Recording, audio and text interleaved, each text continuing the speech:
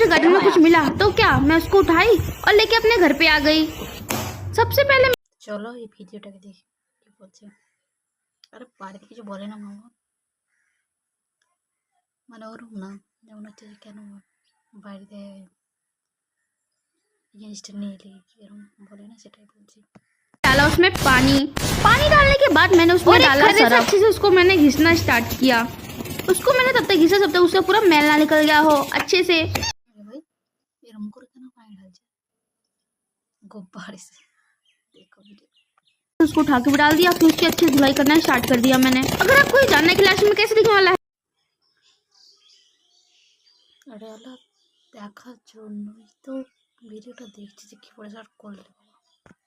हाँ, अगर आप काली माता को मानते हैं और मेरी तरह अपने मम्मी पापा को प्यार करते हैं तो वीडियो को तो कमेंट में एक प्यारा सा हार्ट सेंड कर दें।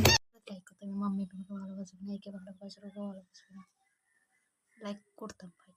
এগুলো বললি কেন তুই? হার্ট বেজে ভাই।